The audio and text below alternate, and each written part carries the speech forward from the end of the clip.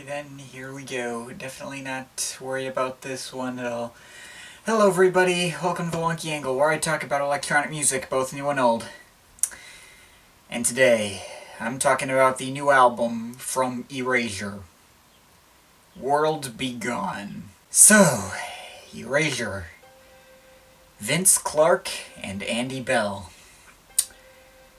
Ready for another outsider perspective review? As some of you know, I recently reviewed Depeche Mode's latest album, and I got a fair bit of flack for it. Apparently, mainly because I had the perspective of a young person who did not grow up with them, and hadn't yet perused their full back catalog until actually reviewing them. I will be lying if that didn't get under my skin a little bit. If you are of the opinion that only people who have been fans of a band since their inception are qualified to talk about them, please close this tab and go away. Yeah, and in case you couldn't figure it out, I've only gotten through Erasure's back catalog recently in preparation for this video as well. I didn't grow up with them. My dad says he's heard some of their songs, but not a single one of them entered into our family playlist or showed up on radio stations we listen to occasionally. I guess they didn't have that huge a crossover to the United States. They had a couple of hits that made the top 20 or top 30, I think. But Orbital's your favorite band, and they didn't cross over to the United States. There's no excuse. Shut up. As I said, synth pop is a genre that I enjoy, but was never super interested in it outside of the obvious. And I'm continuing to make efforts to educate myself. That's kind of the whole reason this video exists. I may talk about electronic music, but that doesn't mean I'm a super well-educated expert on it that knows every single band that anyone might consider a legend. I'm still just 21. As I said, if you want the perspective of a longtime fan who knows Erasure's music up and down, you are not going to find it here. You're instead probably just gonna get a guy stumbling around their catalog and possibly epically missing the point. Just saying, you've been warned. Anyway, I've had some experience with Vince Clarke before this, first with his appearance on Jean-Michel Jarre's Electronica 1 The Time Machine, then his collaboration with Paul Hartnell, 2 Square, and finally when I heard Depeche Mode Speak and Spell while preparing for that review. I know, not a lot, but that's why I'm talking about them now. I can't live under a rock forever. Let's not waste any more time making excuses in order to possibly dampen the inevitable storm of dislikes this review is going to get. Here's my thoughts on their discography so far. Just the mainline original studio albums, by the way. It's pretty good. To me, it kind of feels like a product of its time and didn't blow me away, but I wasn't a fan of Depeche Mode Speak and Spell when I first heard that, so maybe it'll get better with more repeat listens down the line. As of right now, it's good. Not amazing, though. Not exactly anything new, but this was a step up production-wise, so I like this a fair bit more. Good mixing goes a long way. Kind of the same as the previous, but maybe a tiny bit better? I admittedly wasn't super taken by it on first listen either, but I gave it a couple of other chances since it's one of their most celebrated, and it did grow on me. No bad tracks on here either though, and it runs pretty long, 13 tracks, so that's pretty impressive. Good stuff overall. It's alright, but there is this one song on here called La Gloria, which is like some kind of Mexican polka kind of thing, and I want to kill it with fire. This was probably their most immediately enjoyable album there so far, I will say that. Probably my personal favorite up to this point as well. I can see myself coming back to this one. I think the synth tones are evolving into the 90s along with them too, which is cool. Noticeably creepier and more haunting than last time. There are songs with full choirs on them, which is pretty cool. It's not a huge favorite so far, but not bad at all either. Also, how the heck did these guys manage to chart on Billboard in 1994? You think they'd be out of style by this point, but cool, I guess. I was really looking forward to this one since it was supposedly a lot less poppy, the songs were longer, and Thomas Fellman, of all people, produced the album. And, it did not disappoint. Not gonna say this is one of my new all-time favorite albums or anything. It's not like they suddenly sound like a completely different band. But it does show these guys really pushing the limits of what they can do as far as they can, and I think it's a risk that well paid off. Easily my favorite album of theirs to date, and seeing that they apparently didn't repeat this experiment, I don't think they're likely to top this one either. Back to pop again, albeit with some of those 90s ravey synth tones. Still pretty good. The changing times have not exactly changed Erasure that much. And Erasure enter into the 2000s, and, well, aside from some acoustic guitars on a couple of songs, not much has changed. I'm told a lot of people didn't like this one. I'm not gonna act like I think it's fantastic either, but really its only crime is just kind of being forgettable.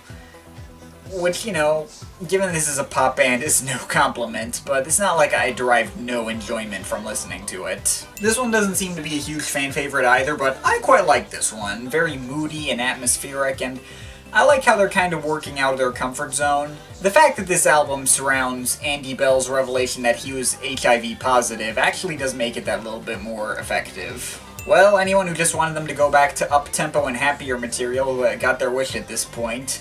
The song Sucker for Love is like almost a Eurodance song or something. This one sounds like them making a straight house pop album, like almost in Lady Gaga style or something. Thanks to their new producer Frank Music, or maybe I might be pronouncing that, but it's definitely interesting, but I don't know if the super modern 2011 sound really works in their favor given their surprising resistance to sounding dated. Also, Andy Bell does not need auto-tune.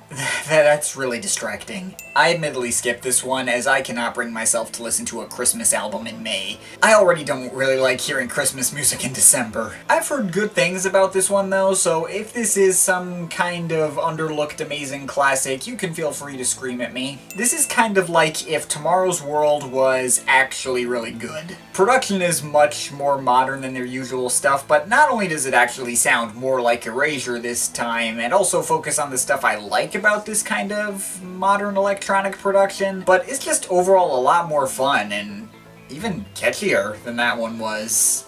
I can definitely see myself coming back to this one. Also, BT did a remix of the lead single, Elevation, which is pretty awesome. Which brings us to here.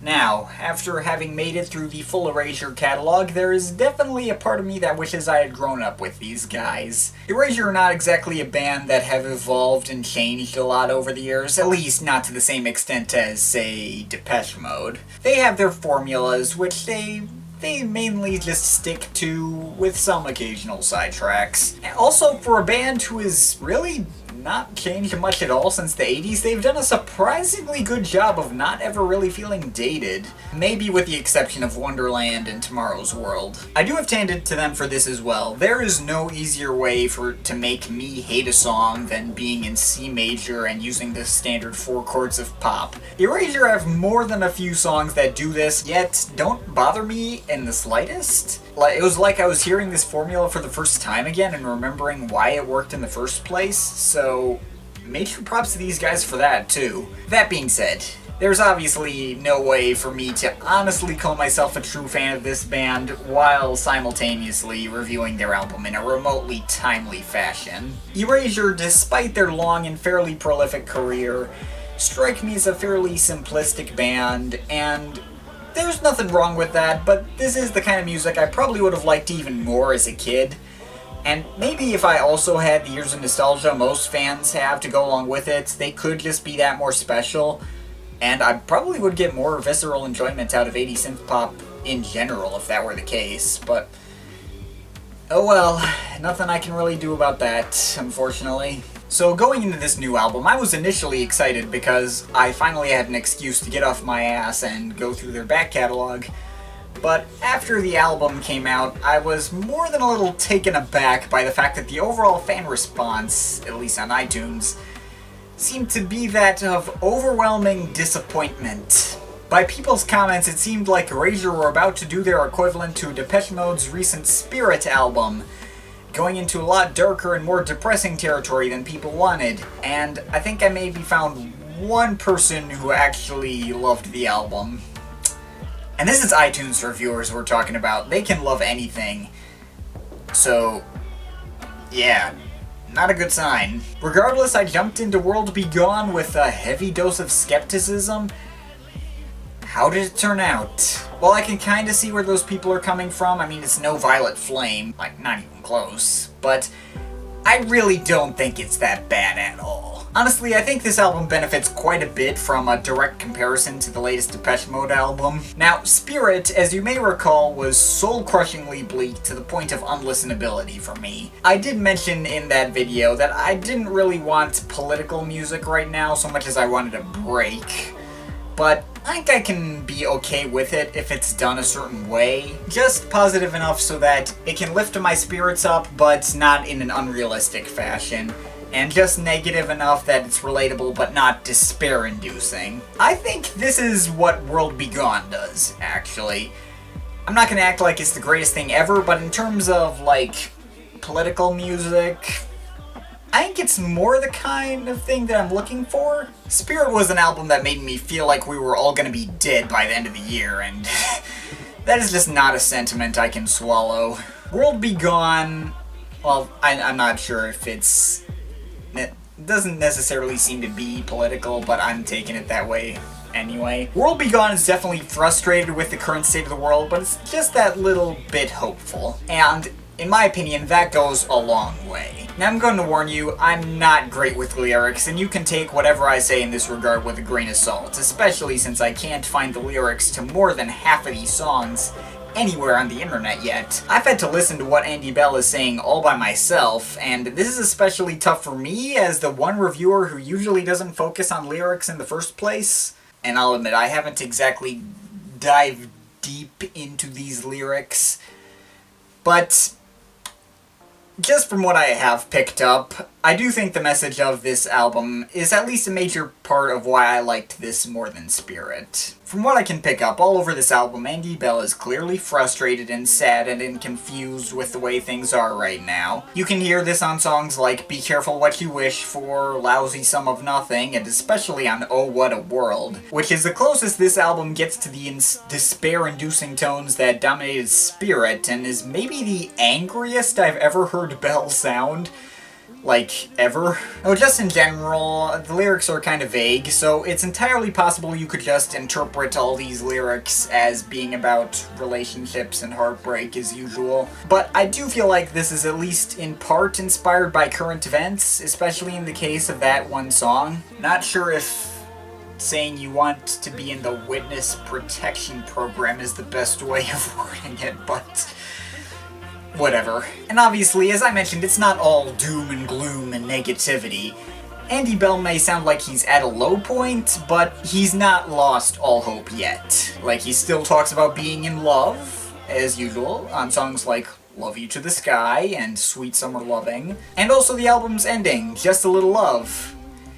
That one is far from a new message. The sentiment is basically, if a lot of people love each other, the world would be a better place to live. But I think it works mainly because Andy Bell is the kind of frontman that believes in every word he says. I don't think he believes it's going to magically solve everything right away, but I think he at least thinks it'll help us get through these hard times. And you know, it is a nice sentiment, even if a bit cliche. I think the track Everything Comes Together, though, is Still It's Not Over, which combines the sadness of some songs with the more hopeful feel of other ones.